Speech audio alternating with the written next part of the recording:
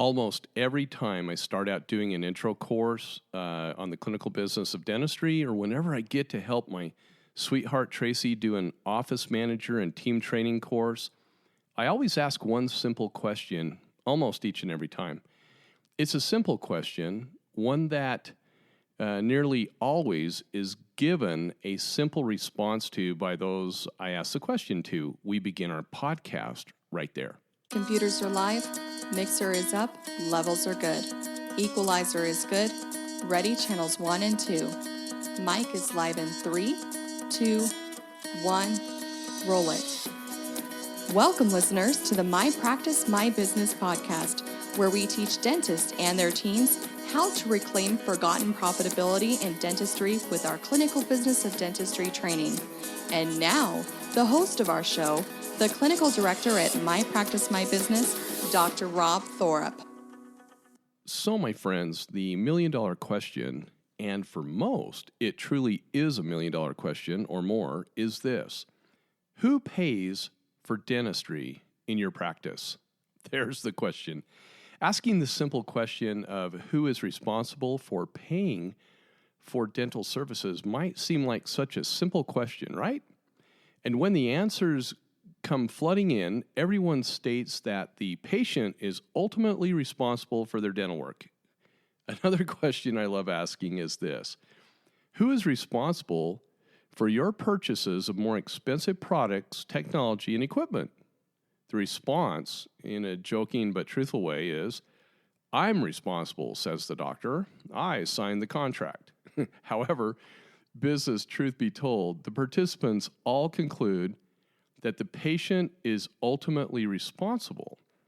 Then we all sit around talking about direct operating costs of the practice, cost of goods that we place in the patient's mouth, and how we are able to pass those costs on to the patient with our amazing training here at My Practice, My Business. I love it. This past week, a doctor called and signed up, and he says, "My gosh, your guys' training is gold. I can't wait," because he is referred to us by one of our other clients, and we're excited to train him in his office.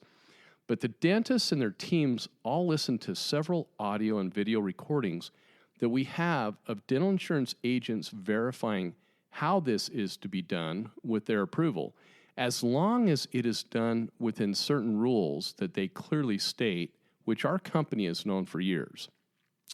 The doc and the team are now so dang excited with their newfound knowledge and understanding. Comments are made such as, "Oh, I wish I would have gone through your training years ago." And then suddenly it hits them, especially the doc, as if some major violation of nature has just been suggested. The earth itself is ready to stop spinning. The moon and stars are about to fall out of the sky, and the field of dentistry is on the verge of collapse. The doc says, "Do you mean to tell me that I'm supposed to charge my patient for a more expensive crown or service? Are you saying that the patient is supposed to pay above and beyond the contracted amount that I am under contract for? Are you saying that I have to actually ask the patient to pay more for their dentistry? Is this legal? I mean, I can't possibly ask my patient to pay more. I mean, I'm signed under a contract. That's all they got to pay, and I feel so bad for them. They can't pay anymore. I can't possibly ask them to pay any more than what the dictates of the insurance company has stated. Come on, Rob, please." All these questions come after the recordings and video that unquestionably prove the answer to those questions to be in the affirmative. I receive those questions, answer them again, and wonder where I've failed in my presentation, only to have the office managers look at their docs and ask them to please stay off their phones and listen to what's being presented by Dr. Rob and Tracy. And how funny is that? But let's not allow the office managers to get off the hook that easy. Oftentimes, they are the culprit, and it's their docs who are asking them if they've heard a thing that I've just presented. Either direction, I'm laughing inside, especially as I watch their faces give me that blank stare of, "What did I just hear? I can charge the patient more, but I can't charge the patient more. Oh my gosh, what will the patient do? Will I lose the patient? Will the patient maybe stop coming to me. Maybe they'll say they don't want to pay more for value-added products and services. Well, what you actually just heard was that the patient is fully responsible to pay for more expensive products and services, even according to the insurance rules and regs and dictates. Unbelievable. That's just a fact, a simple truth that we've known since 1991, and it hasn't changed since. So, doc and office manager, what in this world is your problem? Why are you so reluctant to have your patient pay for the dental services you provide? Why are you so compelled to give your patients free dentistry? I really want to be very clear on this concept, so listen very, very closely. Maybe even stop driving, pull off side of the road. Giving away free dentistry or simply not charging the patient for those more expensive crowns from your lab or high-end implants or anything else in your dental arsenal of products and services, you are not just hurting yourself, doc, but you are also hurting your team as well. What do I mean by hurting yourself and team? It's simple. The revenue you are not billing and collecting for is actually coming out of all of your pockets. Everybody. That's right. There goes wage increases, bonuses, team trips to Hawaii, and most important, team building experiences to Disneyland or Disney World. That whole statement just makes me sad speaking of it. But all of you know dang well it's true, especially our clients, but usually I don't have problems with them. Don't even try to fight it. Just accept the fact that the status quo of dental business knowledge and training from those who lack the commensurate achievement in clinical business of dentistry have cost you and your team thousands and thousands of dollars. You see, no business in this country has the same price point where there's a differential in cost of goods except dentistry. Every time I pull that slide out and I look in the faces and eyes of the dentists and team members, they look at me and they all nod and say, wow, that is so true. Understanding that business reality along with the rest of our training is why our clients at MPMB here excel above and beyond their peers. Having said that, I still know what their stumbling block is, what their hardest obstacle is to overcome, and it's simply this: passing the costs of more expensive products and services onto their patients with a corporate profit on top of it. Having said that, I remind them that it is not possible to park my butt in a first-class seat on Delta Airlines without paying for it. I remind them that the optometrist will not just give me those really cool frames for my lenses without paying for them, even though I have vision insurance. Let me say that again. My vision insurance covers frames, but if I want the really cool ones, there's an additional upgrade fee on those. That's right. Our eye docs figured it out years ago. But wait, there's more. Have you heard about physicians and their concierge service? I did a podcast on that. You should listen to it. That's right. If you want value-added service from your medical doc, you have to pay for it, even if you have medical insurance. You know, the medical insurance that your physician signed up for, contracted with, to take a lesser fee for their service that they provide to you just so they could be on the panel.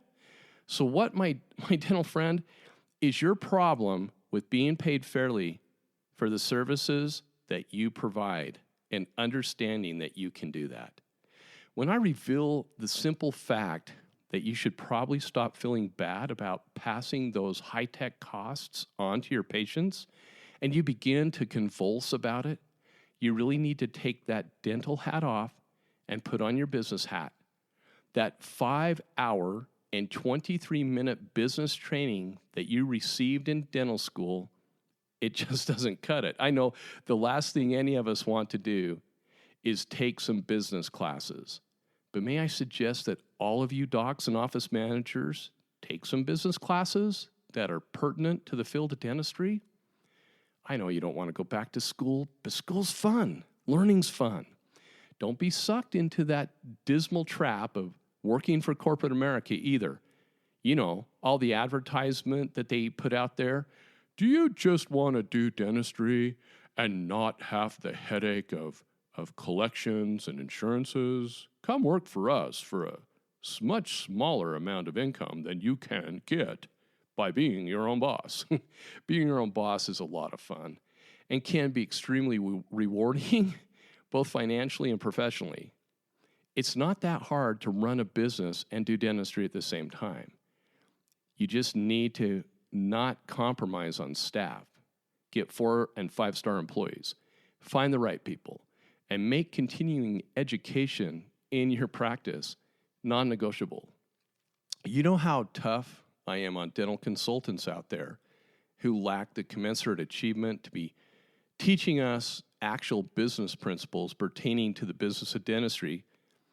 I'm tough on them because I paid tens of thousands of dollars for a lot of fluff. But having said that, there's a few of them out there that do a good job when it comes to getting the basics in place. You know, making sure that team members understand their job positions and just a lot of the day-to-day things that go on in a practice. That's great. We do the same thing, but we teach a vertical that they don't teach, and I like to see practices that at least have a business background or at least know how to run. I just don't believe in keeping them on our payroll indefinitely, and neither should you. Learn from them, and we'll take you the rest of the way, or just pick our brains. That's what a lot of practices do that are brand new practices. They just call us, and we teach them, then they can save a lot of money. That's what we love. We love our clients doing with us. We love them calling us and picking our brains, and we're happy to help out in the functional aspects of the office. And we're always happy to help. That's what our thought leadership always is about. Here at My Practice, My Business, we teach a vertical in the clinical business of dentistry, and we couple that with office manager training that's second to none, which the front offices that have gone through our training, they're the ones that attest to that, not us. After our training, your front office becomes the teachers. You become the teacher, doc, and new employees become the students. Oh, sure, we have refresher courses for team members who need a refresher and an update, and or newbies that might come in.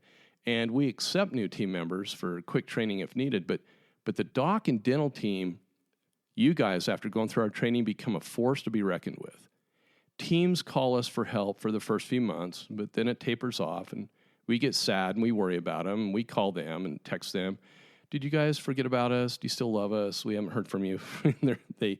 and we don't hear from them, and that's how it should be. And then they text back or call back and say, we're rocking it. We don't need you anymore.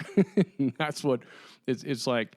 It's like proud parents when our clients just like cut the strings and they are running full speed ahead with their new knowledge and truth about PPO plans, about direct operating costs, about what it really takes to run the practice. There's no lingering payments for more fluff from us, and that's what we love. We're here to help, and we sincerely mean that. And we include the help with the original price. In other words, our clients are family, and they can call for help or support anytime without being charged for it because that's who we are. Well, my friends, who pays for dentistry in your practice? If you've been through our training, then it's your patient. You've been trained, you know that. Unless the doc has an emotional breakdown, which sometimes we do, it's fine to give away your services to the needy and less fortunate from time to time because that's what we should do. And I'm all for that.